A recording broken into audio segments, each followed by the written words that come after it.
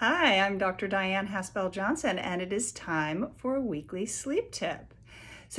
I sometimes get comments from followers or viewers with some specific requests, and I really listen to that and think about that, and I have a fabulous follower who gives me all kinds of great comments, and I so appreciate it.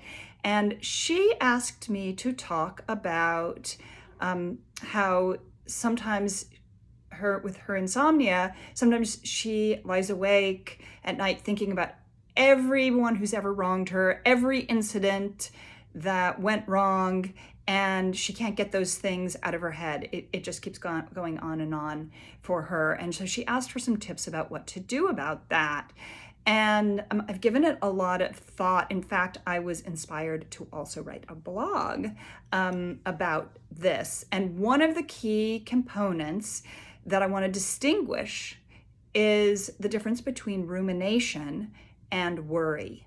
So worry tends to be more about the future, and rumination tends to be more about the past. And what they have actually found is that while both of those things, worry and rumination, thinking about the future and thinking about the past, both disturb sleep and impact sleep and create insomnia or disturbed sleep, they don't do it equally. In fact, actually, rumination is more impactful than worry. So going back over and over all of those incidents and all of those wrongs that happened to you actually is more disruptive to sleep. It lowers the quality of sleep more than worrying about the future, interestingly. And so working on how to change that is really important.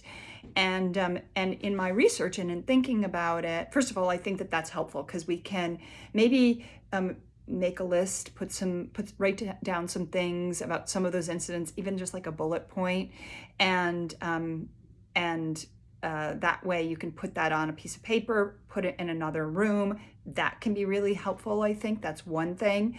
And then I think another thing is asking yourself as you write that down, what you would like to have happen. Just like that question. That's a great question. It's called a clean question. It's a type of conversational hypnosis that that particular sentence was developed by a woman named Kai Davies Lynn and David Grove. And it's a phenomenal question. It's actually my favorite question in the world, probably. So go through, if you want to, each one of those incidents or those things that you tend to ruminate on, or even it can be things that you worry about, but do it away from bedtime, maybe earlier in the day. Put it on a piece of paper in another room away from the bed, and then ask yourself with each one of those things what you would like to have happen. And I think that might help to organize it. So that's one tip. As I said, you can check out my recent blog. I'm going to put that in the notes here. And then join me again next week, because I'm going to talk more about this topic and other things that you can do with regards to it. Okay? So see you soon. Sweet dreams.